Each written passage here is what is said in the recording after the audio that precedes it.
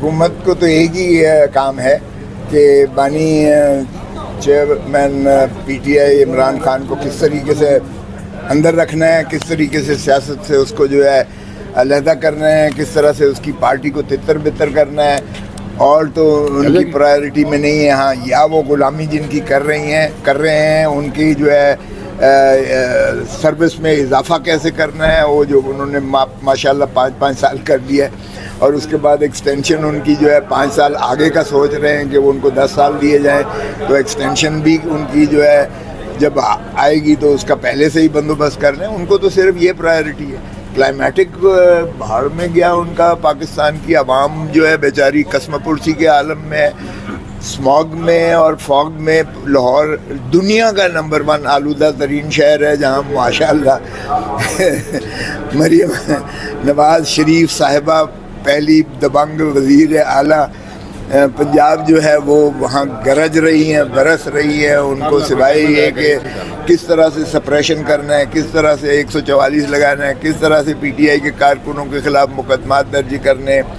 دہشت گرد تو ایک پکڑا نہیں جاتا ہے، لیکن دہشت گردی کے سب سے زیادہ پرچے جو درج کیے گئے ہیں وہ صرف اور صرف سیاسی کارکنان کے خلاف کیے گئے ہیں.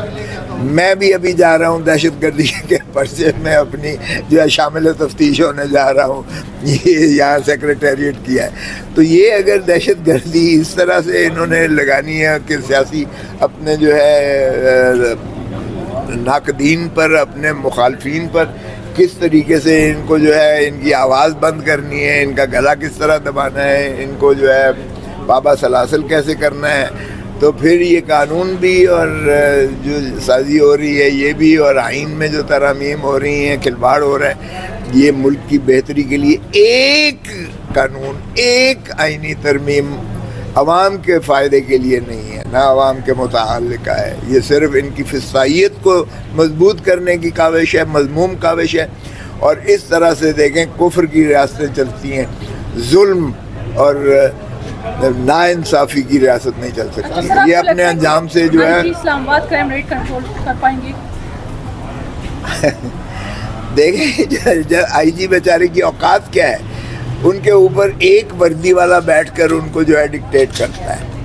آئی جی کی حیثیت، پولیس کی حیثیت ان کے نجی ملازموں والی حیثیت ہے.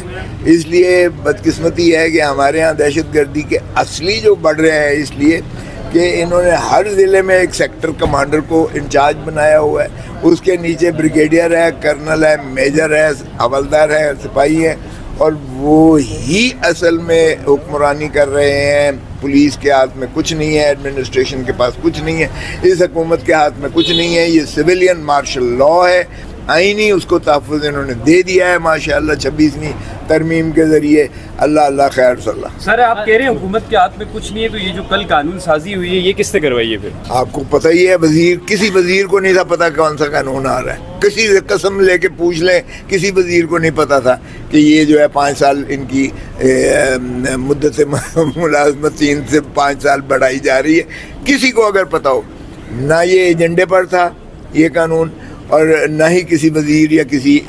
ان کے ایم این اے. چلیں ہمیں تو کانفیڈنس میں لینا تو دور کی بات ہے نا، کہ اپوزیشن کو ہمیشہ روایات ہوتی ہیں، وہ ان کو لیا جاتا ہے، پبلک اوپینین اسے فلوٹ کی جاتی ہے، ان کے جو ہے تھنک ٹینکس سے آرا لی جاتی ہیں، لوگوں کے کامنٹس آتے ہیں، آپ کے صحافیوں کے اس پر جو ہے تبصرے ہوتے ہیں. چلے ایک ڈیبیٹ بنتی ہے، جو بہترین نہج ہوتی ہے، قوم کی جو آواز ہوتی ہے، نبض جو ہوتی ہے، فیل جسے کہتے ہیں، وہ سامنے آتی ہے، تو اس کے مطابق پھر قانون سازی کی جاتی ہے. لیکن یہاں تو کسی کے ہوا تک نہیں لگنے دی انہوں نے. پنڈی میں بنا ہے یہ قانون، اور پنڈی سے یہ قانون سازی ہو رہی ہے، اور وہاں سے یہ یہاں آتی ہے، ان کو حکم ہوتا ہے، اور یہ وہ تابعداری کرتے ہیں. باجوہ صاحب کی ایکسٹینشن اور اس موجودہ میں آپ کو کیا فرق نظر آتا ہے؟ سر اس وقت بھی دیکھیں وہ بھی غلط تھا، وہ غلط تھا. ہم اس وقت میں پیپلز پارٹی میں تھا، اس وقت ہم نے مخالفت کی تھی CEC میں، ہم نے مخالفت کی تھی. سن لیں نون لیگ نے پہلے ہی لندن میں باجوہ جاتا ہے، وہاں لندن پلان بنتا ہے، نواز شریف صاحب جو ہے وہ سارا ان کے ساتھ معاہدہ ہوتا ہے، اس کے بعد وہاں سے ہی یک طرفہ اعلان ہوتا ہے کہ ہم غیر مشروط طور پر اس لیجسلیشن کو ہم سپورٹ کریں گے، اور پھر جب ہمارے پاس یہاں پیپلز پارٹی کا آتا ہے تو ہماری CEC اسے مسترد کرتی ہے، ہم نے ترامیم دی، اور پھر جو ہے وفد آتا ہے ہمارے پاس، اور وفد آنے کے بعد جب نوید قمر کہتے ہیں کہ جی سوری یہ تو CEC کا فیصلہ ہے، اس کو تو بلاول بھی نہیں بدل سکتا، زرداری بھی نہیں بدل سکتا، تو وہ وفد کے سربراہ کہتے ہیں کہ یہ آپ کا آخری فیصلہ ہے۔ پھر ہم ان کو بتا دیتے ہیں، وہ خود ہی آپ سے بات کر لیں یہ فیض گے۔ حمید کے فکرے تھے صاحب، یہ فیض حمید کے فکرے تھے یا کسی اور کے؟ نہیں، فیض حمید کے فکرے نہیں تھے، فیض حمید تو خود کرنے والا تھا بھائی، فیض حمید کو یہ فکرے دہرانے کی کیا ضرورت، ہم ان کو بتا دیتے ہیں، وہ خود ہی آپ سے بات کر لیں گے۔ اور رات گزری، ہمیں نہیں پتا کیا ہوا، صبح کو نوید قمر صاحب نے یہاں کھڑے ہو کر کہا میں عظیم تر قومی مفاد میں ہم اپنا واپس لیتے ہیں اور ہم بھی تائید کرتے ہیں۔ اس طریقے سے جو ہے اثرات بیرونی آتے ہیں، تو وہ آبویسلی غلامی ہے، اس کو میں نہیں سمجھتا۔ روح جو ہے تڑپ رہی ہوگی رانی شہید بے نظیر بھٹو کی بھی اور شہید ذوالفقار علی بھٹو کی بھی، کہ میرے وارث کیا یہ ہیں کہ جو ہے غلامی اور تابع داری کریں۔ یہ تو خیر چلے جو ہے فوڈ پالش کرتے ہیں، یہ چیری بلاسم ہے، شریف جو ہے فیملی ہے،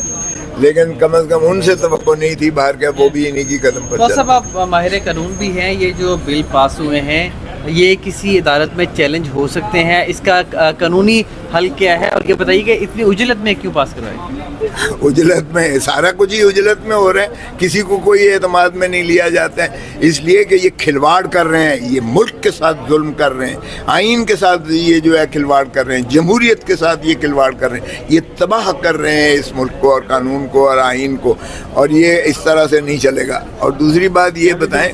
دیکھیں چیلنج تو ہو چکے، آج آپ نے سارے اخباروں کی زینت دیکھا ہے کہ منصور علی شاہ صاحب نے اور جسٹس منیب اختر صاحب نے چیف جسٹس کو لکھا ہے کہ جناب ہم نے تو یہ فیصلہ کیا تھا کہ یہ جو 26ویں ترمیم ہے یہ فل کورٹ سنے گی اور 4 تاریخ میں اس کی فہرست میں آنا چاہیے، یہ جو منڈے کی ہے اس میں، لیکن نہیں آیا، کاز لسٹ میں اس کیس کو فکس نہیں کیا گیا فل کورٹ کے سامنے۔ تو یہ اب دیکھیں 2 چیزیں ہو سکتی ہیں، جس طرح ہوا تھا سجاد علی شاہ کے دور میں، اس وقت بھی نواز شریف ہی جو ہے ماشاءاللہ ماسٹر مائنڈ تھے، جنہوں نے چمک کی ریت رکھ کے، جنہوں نے عدالت کو 2 لفظ کر کے، جنہوں نے حملہ کیا تھا سپریم کورٹ میں، اوپر دیواریں پھلانگ کر کروایا تھا حملہ، اس وقت بھی نواز شریف ہی ویلن تھے سب سے بڑے، اور اس وقت انہوں نے 2 کورٹس بنا دی تھی، عدالت میں 2 لفظ کر کے، ایک طرف 5 جج بیٹھے ہوتے تھے اس کی سربراہی میں اپنا سجاد علی شاہ کی، اور دوسری طرف اجمل میاں اور سعید الزمان صدیقی کی سربراہی میں 10 جج بیٹھے ہوتے تھے، وہ ایک فیصلہ دیتے تھے، دوسرا بیچ میں جو ہے سینٹر میں آ کر اس کو اوور ٹرن کر دیتے تھے، اوور رول کر دیتے تھے۔ اب بھی اللہ جانتا ہے کہ 2 عدالتیں سپریم کورٹ میں بننا جا رہی ہیں، یا کہ یہ جو ہے وہ اس خط پر جو جسٹس منصور علی شاہ اور جسٹس منیب اختر صاحب نے لکھا ہے اس پر عملداری ہوتی ہے، کیونکہ وہ بھی قانون کے اور اسی پریکٹس اینڈ پروسیجر ایکٹ کے تحت 3 ججز بنائے تھے نا یا آفریدی صاحب نے، منصور علی شاہ اور منیب اس میں تھے، تو 2 ججز لکھ کے دے رہے ہیں کہ جی آپ یہ طے ہوا تھا،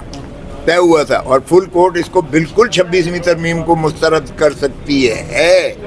اگر ایک بینچ کانسٹیٹیوشن بینچ اس کو دیکھ سکتی ہے تو فل کورٹ جو کہ بینچ اس کا حصہ ہے وہ یقیناً اس کو اوورسی کر کے اس کو انڈو کر سکتی ہے، اس کو کالعدم قرار دے سکتی ہے۔